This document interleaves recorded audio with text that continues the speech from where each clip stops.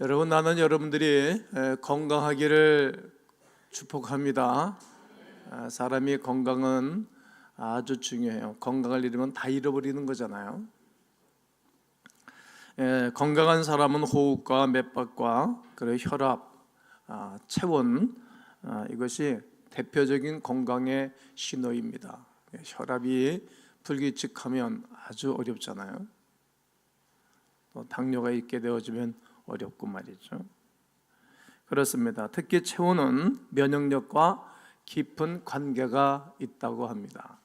우리 체온의 온도가 1도가 내려지면 질병에 걸려고 암세포가 30%가 늘어난다는 거예요. 할 수 있으면 우리 몸을 뜨겁게 해주는 게 좋다 그래요. 그리고 반면에 우리 체온이 움직여주고 운동을 해서 1도 정도를 높여주게 되어지면 면역력이 5배가 된다 그래요. 제일 좋은 건강은 한약을 들여 먹어서 챙기는 것이 아니라 하루에 한 번씩 내 몸을 덮여주면, 온도를 높여주면 최고의 건강을 유지할 수 있다고 합니다. 사람이 서로 악수를 할 때도 체온이 느껴지고 하지 않습니까? 혹시라도 손발이 차서 못 느낀다면 포옹을 하고 사랑을 나누게 되어지면 그 상대방의 온도로 말미암아 나에게 열이 전달이 되겠죠. 스킨십은 온도만 높여주는 것이 아니라 애정까지 전달해주고 애정까지 높여주기 때문에 사람을 복되게 한답니다. 특별히 부모와 자녀 사이, 영유아나 저학년 학생들이 교사들과 함께 스킨십을 하고 좋은 관계를 누리게 되어지면 건강하게 성장한다는 거예요. 5월은 가정의 달입니다. 여러분들의 가정의 온도는 얼마 정도 됩니까? 사람의 온도가 36.5도라면 그 온도보다 좀 더 높아지고 뜨거워지기를 원합니다. 이번 5월의 설교 시리즈를 통해 우리 가정의 온도들이 올라가기를 원합니다. 그러므로 설교가 36.5 플러스 36.5도 플러스가 이제 5월 한 달 동안 총주제 설교로 말씀을 나누게 될 것입니다. 그런 의미에서 가족끼리 함께 앉아 계시면 서로 따뜻하게 안아주면 어떨까요? 오늘 한번 해보세요. 가족끼리 계시면 한번 꼭 껴안고 사랑합니다 한번 해보십시오. 가족이 아니라면 형제끼리 자매끼리 한번 악수라도 하면서 반갑습니다, 우리 뜨겁게 사랑하면서 합시다 한번 해보시기 바라요. 체온이 느껴지십니까? 한참 동안 서점에 언어의 온도라는 책이 베스트셀러 자리를 계속 유지를 했습니다. 책 제목 자체가 얼마나 신선한지 모르겠어요. 모든 언어와 글에는 그 적당한 온도가 있는 거예요. 어느 책을 읽게 되면 사람이 싸늘해지잖아요. 또 어느 책을 읽으면 마음이 훈훈해지고, 어느 영화를 보면 사람이 날카로워지고, 어떤 영화를 보면 사람이 그래 저렇게 살아야 되겠다. 그 영화 한 편의 영화는 인생에 역전하는 이야기, 한 인간의 이야기를 나누는 소재가 많잖아요. 영화 한 편 보고 나면 다 느끼는 반응들이 다르지 않습니까? 예배당에 와서 목사의 한 편의 설교를 들을 때도 성도들이 이 영성이 올라가서 돌아갈 때가 있는가 하면 불편해서 돌아갈 때도 있고도 할 거예요. 본인의 여하에 따라서. 저는 한 번도 이렇게 안 되고 어려운 설교를 해본 적은 없어요. 한 편의 설교도 얼마나 중요한지 몰라요. 따뜻한 말 한마디로 말미암아 회복을 하고 관계가 좋아지고 새 힘을 살아가도록 돕는 것이 언어라는 거예요. 하나님의 말씀도 우리에게 선포될 때 우리가 얼마나 뜨거워지는지 몰라요. 가슴이 뜨거워지고 또 우리의 마음도 뜨거워지고 관계가 서늘했던 관계가 뜨거워져서 회복하는 경우들도 얼마나 많이 있는지 모릅니다. 저는 이 시간 여러분 가정의 온도가 회복되기를 원합니다. 여러분 부부도 부모와 자녀 사이에도 형제지간의 관계도 그 짧은 인생 살면서 그 지난 날에 좀 불편했던 거 가지고 가장 연결고리를 세워가지고 계속 불편한 가운데 살고 있어요. 그런 분들이 많아요. 비생산적이라고 생각해요. 효율적이지가 않아요. 오늘 말씀의 제목을 자라가게 하라. 한번 따라해 보세요. 자라가게 하라. 무엇을 자라가게 해야 되겠습니까? 예, 그렇습니다. 여러분들의 자녀가, 여러분들의 다음 세대가 자라가게 해야 합니다. 성경은 돈이나 지식, 명예가 하나님이 주신 기업이라고 말하지 않습니다. 무엇이 기업이라고 말합니까? 자식은 여호와의 주신 기업이요, 자녀가 여호와의 주신 기업이라는 거예요. 태의 열매는 그의 상급이다. 그리고 하나님의 사람 레아가 그 야곱의 아들을 낳고 난 다음에 어떻게 고백하는 것인가 하면, 하나님이 내게 후한 선물을 주셨다. 그러니까 여러분들의 자녀가 후한 선물입니다. 정리를 딱 하면 자녀는 우리의 기업이고, 내 하나님 주신 기업이고, 자녀는 후한 선물이라는 거예요. 여러분 가정에서 뭘 제일로 애지중지 여기세요? 뭘 제일 소중히 여기시는가 이 말이에요. 뭡니까? 우리 다음 세대가 하나님께서 우리에게 주신 놀라운 축복입니다. 어려는 자녀 다음 세대가 하나님 앞에 잘 자라가도록 도와줘야 할 의무가 우리에게 있는 거예요. 부모에게 있어요. 우리 기성세대에게 있는 것입니다. 그렇습니다. 하나님께서 우리에게 선물을 맡겨주셨기 때문이죠. 선물이 선물되게 되잖아요. 선물이 최고의 선물되게 해야 될 이유가 여기에 있는 것입니다. 창세기 20장 27절에 이삭이 이렇게 말하는 겁니다. 그가 가까이 가서 그에게 입 맞추니 아버지가 그의 옷에 향취를 맡고 그에게 축복하여 이르되, 아버지가 자녀를 마음껏 축복하는 거예요. 내 아들의 향취는 여호와께서 복 주신 밭의 향취로다. 아버지 학교를 한때 했었는데 요즘은 별로 재미가 없어서 제가 안 하죠. 아버지들은 자녀들에게 축복해 줄 수 있는 권리가 있는 거예요. 권리가. 목사가 성도들을 축복해 줄 수 있는 권리가 있는 것처럼 갖다가 주어진 권위라 그래요. 주어진 권위. 이처럼 아버지는 자녀에게 축복해 줄 수 있는 권리가 있어요. 해주는 거예요. 그 여러 가지가 좋아져요. 왜냐하면 인간적으로도 좋아지고, 감성적으로도 좋아지고, 정서적으로 좋아지고, 영적으로도 좋아져요. 이게 하나님의 말씀이기 때문에 그래요. 그렇습니다. 하나님께서도 요셉과 마리아에게 누구를? 예수님을 맡기신 거예요. 이 땅에 수없는 사람들이 그때 많이 있었을 때 어느 가정에, 어느 부부에게 예수 그리스도를 맡길까 고민하지 않겠어요? 요셉을 정하신 거예요. 마리아를 정하신 거예요. 그의 태를 빌리죠. 그에게 성령으로 잉태돼서 그를 태어나게 하고 그를 길러내는 거예요. 그 마리아가 잘 길러냈어요. 오늘 성경 본문이 누가복음이 유일하게 예수님의 어린 시절을 상세하게 리얼하게 기록해주는 말씀이세요. 누가는 이방인들 위하여 이 복음서를 썼기 때문에 우리가 이해하기 좋게 아주 이렇게 이야기식으로 잘 기록을 해줬습니다. 오늘 성경 본문은 예수님이 12살 때 예루살렘에 올라가서 유월절 제사를 드리고 제사 예배에 참석하는 가운데 있었던 이야기입니다.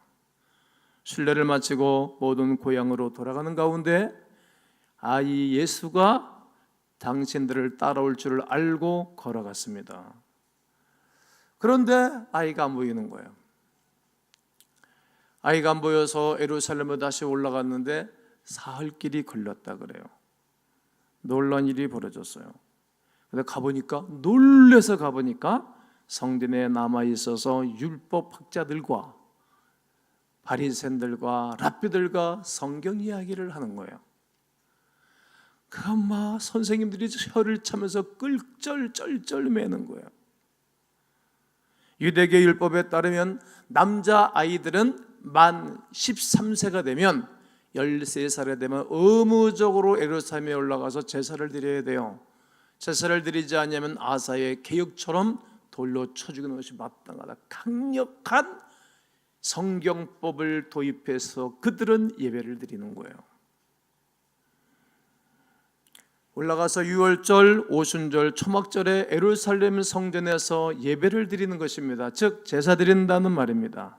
그런데 예수님은 의무가 없는 12살 때 의무로 올라가지 않아도 돼요. 안 올라가도 전혀 누가 뭐라 그럴 사람이 없어요. 12살 때 예수님의 부모님들과 함께 올라가서 의무가 아니지만 성전에서 제사를 드리고 성전에서 랍비들과 대제사장과 서기관들과 그들과 성경 이야기를 나누고 있습니다. 의무가 없음에도 불구하고 예루살렘에 올라간 이유는 무엇입니까? 생각해 보셨습니까? 저는 생각을 굉장히 많이 한 거죠. 그 일에 열정과 애정이 많다는 것입니다. 지금 예수님은 하나님 앞에 제사 드리는 것에 대하여, 예배 드리는 것에 대해서, 성경에 대해서 열정이 있는 거예요. 애정이 많은 것입니다. 예수님이 하나님을 향한 마음이 어땠는지를 잘 알 수 있는 대목이 오늘 읽은 본문의 말씀입니다. 그 부모가 성전에서 사흘 만에 예수님을 찾았습니다. 무려 사흘 동안 랍비들에게 질문도 하고 답하며 성전에서 잘 지내고 있던 예수님의 모습을 바라보면서 어떤 인상을 받았을 것입니다. 정말 하나님께서 키우시고 함께 하시는 아이구나, 이것을 알았겠죠. 질문을 한다는 것은 스스로 가치관이 형성되었다는 말입니다. 율법을 깊이 있게 탐구하고 고민하였다는 증거입니다. 질문이 없는 사람은 아무것도 모르는 사람이에요. 학교 다닐 때 질문을 많이 하는 사람은 아는 거예요. 의구심이 생긴 거예요. 그만큼 3일 동안이나 성경 이야기를 하면서 그 예수님이 지냈다는 것은 고민이 많았다는 거예요. 아는 게 많다는 얘기예요. 잘 정리를 해준 것입니다. 그래서 아이들의 질문에 교사와 부모는 좋은 대답을 항상 할 수 있도록 준비되어줘야 됩니다. 그 아이들의 세계관이 그때 형성되는 것입니다. 그 아이의 가치관이 질문에 정확한 답을 들 때 가치관이 정립이 되는 것입니다. 랍비들은 그런 예수님의 질문과 대답에 놀라움을 금치 못하였습니다. 어렸던 예수님의 비범한 장래성에 대해서 강력한 인상을 받았을 것입니다. 누가복음에서 예수님의 성장기를 기록할 때 말씀의 시작과 끝이 굉장히 비슷합니다. 오늘 2장 40절은 아이가 자라며 강하여지고 지혜가 충만하며 하나님의 은혜가 그 위에 있더라. 아이가 자라가고 강해지고 지혜가 충만하고 하나님의 은혜가 그 위에 있었어요. 그리고 오늘 맨 마지막 절 여러분들이 읽습니다. 시작. 예수는 지혜와 키가 자라가며 하나님과 사람에게 더욱 그렇습니다. 자라갈 때 강해지고 지혜가 하나님의 놀라운 능력이 덧입혀져서 잘 성장해 갔는데 하나님과 사람 앞에 사랑받았다, 이런 얘기예요. 하나님과 사람 앞에 사랑받는 사람. 여러분, 사람 앞에만 칭찬받으면 그 사람 이상해지고, 또 하나님께만 칭찬받으면 사람에게는 저절로 칭찬받는데, 하나님을 의식하고 살아가는 사람은 사랑관계를 정말 잘하는 거예요. 인간관계 정말 중요해. 인간관계를 벗어나면 그 사람은 행복하지가 않아요. 하나님은 너무 크신 분이기 때문에 윗만은 잘 봐줘요. 근데 사람은 잘 안 봐줘. 아기 예수는 날마다 자라가며 그 지혜와 그 은혜가 날마다 자라갔는데, 하나님의 은혜가 머물렀는데 하나님과 사람 앞에 사랑스러워 가시더라.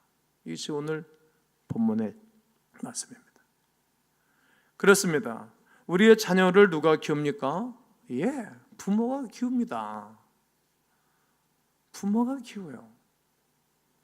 낳아서 잘 돌봐주고 키우죠. 그런데 그 지혜와 은혜가 자라나게 하시는 이는 누구? 오직 하나님 한 분이십니다. 아멘. 지혜, 은혜가 자라게 하는 것은 하나님이 하는 거예요. 사람이 한다고 생각하세요? 이 부분을 일반인들은 모르는 거예요. 자연인들은 모르는 거예요. 난 크리스찬들은 모르는 거예요. 우리는 아는 거예요. 이 부분을 하나님이 하는 거예요. 그러므로 우리 자녀들을 누구에게 내 하나님 앞에 맡겨드려야 됩니다. 우리가 잘 돌보고 키워주되 맡겨드려야 되는 거예요. 그러나 하나님이 은혜를, 지혜를 자녀에게 부어주시는 것입니다. 우리가 자녀를 기를 때 제일로 염려되는 것은 무엇입니까? 제일로 걱정되는 것이 무엇입니까? 아이들 넘어질까 봐, 깨질까 봐, 잘못될까 봐, 이상한 아이들 만나서 격기를 갈까 봐 늘 고민하고 걱정되잖아요. 사고 날까 봐. 요즘 뭐 사고 많잖아요. 갑작스럽게 오열들을 하죠, 잘못되면. 네, 우리가 얼마나 많은 염려합니까? 건강하고 미래와 장래 모든 삶이 염려되지 않습니까? 당연합니다. 왜냐하면 아이는 아직까지 어리고 아직까지 미성숙하기 때문에 모든 판단력이 성숙해져 있지 않기 때문에 자녀들에 대해서 염려하죠. 다칠까 봐, 어디에 까질까 봐 늘 부모는 전전긍긍합니다. 그러나 예수님은 부모로부터 며칠 동안, 4일 동안 방치시켰다는 거 꼭 기억하셔야 돼요. 무엇을 의미합니까? 하나님께서 자라가게 하는 자녀는 그 다음 세대는 놀라운 역사가 있습니다. 하나님께 맡겨드리는 그 사람은 하나님이 붙잡는다는 것을 아셔야 돼요. 하나님이 붙잡는다는 것을 말이죠. 하나님께서 자라게 하는 자녀는 그 다음 세대는 놀라운 역사가 있어요. 마태복음은 이야기하고 있습니다. 염려하지 말라고 말이죠. 모든 면에 염려하지 말라는 거예요. 염려는 인간이 아주 특유 중에 하나잖아요. 우리가 일어나지도 않을 일들까지도 미리 염려하고 고민하는 거예요. 무엇을 먹을까, 무엇을 마실까, 무엇을 입을까 염려하지 마라. 이건 다 이방인들이 구하는 것이라고 이미 마태복음 6장에서 말씀하시면서 25절에 다 함께 한번 여러분 읽습니다. 시작. 그러므로 내가 너에게 이르노니 목숨을 위하여 무엇을 먹을까, 무엇을 마실까, 몸을 위하여 무엇을 입을까 염려하지 말라. 목숨이 음식보다 중하지 아니하며 몸이 의복보다 중하지 아니하냐. 야, 몸이 의복보다 이런 거 염려하지 말아라. 입을 거, 마실 거, 먹을 거 다 먹이시고 오늘까지 길렀죠. 야, 공전한 새를 봐. 내가 먹이는 거 아니니? 하물며 너일까 보냐. 내가 너 세왕도 너 못할 거지 않느냐. 이처럼 모든 것을 우리 하나님이 우리를 책임져 주실 것입니다. 그와 마찬가지로 우리의 자녀 역시 누가 돌봐주십니까? 그렇습니다. 하나님께서 돌봐주시고 자라게 하실 것이기 때문에 그 하나님 앞에서 신앙과 믿음이 자라가게 해주셔야 됩니다. 그것이 누가? 우리가 아는 거예요. 부모가 아야 할 일이 그 일인 거예요. 야, 옛날에 내가 이렇게 어려웠어. 근데 하나님이 나를 이렇게 도와줬다고. 야, 너도 도와줄 거야. 지난날 나의 신앙과 지난날 나에게 축복했던 이야기들을 상세하게 얘기해 주면서 아이들의 믿음을 길러줘야 되는 것입니다. 마태복음 6장 32절에 이는 다 이방인들이 구하는 것이라 너희 하늘 아버지께서 이 모든 것이 너에게 있어야 할 줄을 안다. 너에게 무엇이 있어야 할 줄을 다 안다는 거예요. 이것을 믿는다면 염려할 이유가 뭐가 있겠어요? 요셉과 마리아가 예수님께 왜 계속 여기 있느냐고 묻는 거예요. 그의 부모가 보고 놀라며 그의 어머니는 이르되 아이야 어째 우리에게 이렇게 하였느냐. 보라 네 아버지와 내가 근심하여 너를 찾았노라. 얼마나 근심했는지 알아? 약간 좀 감정 섞인 말이 이 본문이에요. 예수님의 아버지, 예수님의 어머니가 감정 섞지 않았어요. 왜냐하면 하나님이 그에게 하신 말씀이 있기 때문에 야단을 치거나 그렇게 하잖아요. 최고의 예우를 해서 길렀다는 거예요. 사가들이 그렇게 전승에 소개를 해주고 있어요. 최고의 예우를 해서 길렀는데 이 부분이 감정 섞은 부분이에요. 아이야 어찌 네가 나한테 이렇게 쓰였니? 너 때문에 얼마나 내가 근심했는지 알아? 감정 섞은 얘기가 처음이라는 거예요. 그때 예수님의 대답이 굉장합니다. 한번 여러분들 읽어보셔요. 2장 49절 여러분들 읽습니다. 시작.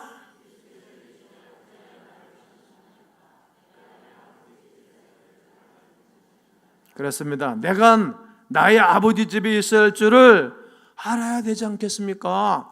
내가 내 아버지 집에 있는 게 다 귀한 건데 왜 나한테 감정을 섞고 그러시오? 이런 말이 되겠습니다. 이 말은 통상적으로 교회를 잘 다니는 것을 말하는 것이 아닙니다. 일찍부터 아버지 하나님과 깊은 교제와 깊은 긴밀한 관계를 갖고 살았다는 거예요. 긴밀한 관계 말이죠. 누가복음 10장 21절에 그때 예수께서 성령으로 기뻐하시며 이르시되 천주의 주제이신 아버지요 이것을 지혜롭고 슬기는 자들에게는 숨기시고 어린 아이들에게는 나타내심을 감사하나이다. 옳소이다. 이렇게 된 것은 아버지의 뜻입니다. 하나님의 뜻을 예수님에게 가르쳐 주셨던 것입니다. 이것을 알게 하신 것은 하나님의 뜻이라는 거예요. 그래서 예수님은 성전을 아버지의 집이라고 표현할 수가 있었던 것입니다. 우리 자녀들에게도 이런 고백이 있어야 됩니다. 성전에 꼭 오도록 해야 돼요, 여러분. 아이들이 하나님 만나고 그 안에서 기뻐하며 자라갈 수 있도록 여러분들이 기도하고 돕기를 권면합니다. 예수님께서는 아이들을 보면 이렇게 말씀하셨습니다. 내가 진실로 너희에게 이르노니 너희가 돌이켜 어린아이들과 같이 되지 않으면 결단코 천국에 못 간다. 들어갈 수 없다.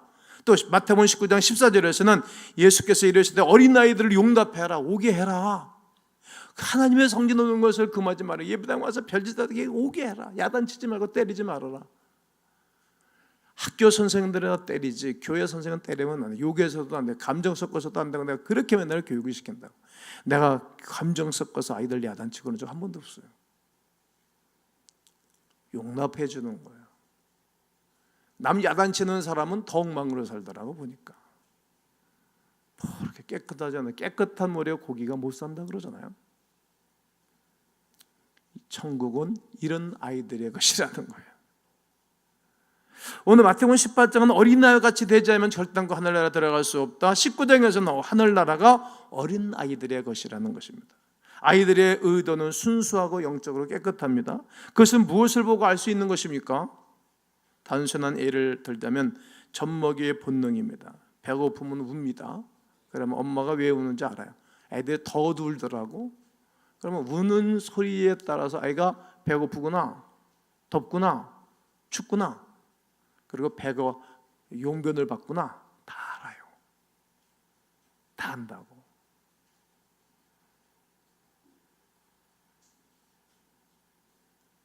그러나 이 아이들이 성장하면서 울 때는 어느 때 어떻게 합니까? 밥을 주는 부모는 없을 것입니다. 왜냐하면 아이들이 성장하면서 그 울음소리에 따라서 부모가 움직여주기 때문입니다. 아이들의 마음은 깨끗한 갬보수와도 같습니다. 또 유연한 스펀지와도 같습니다. 그래서 매우 연약한 젖먹이와도 같습니다. 그래서 찾을 수 있는 것이 부모밖에 없습니다. 배울 수 있는 것이 부모밖에 없는 것입니다.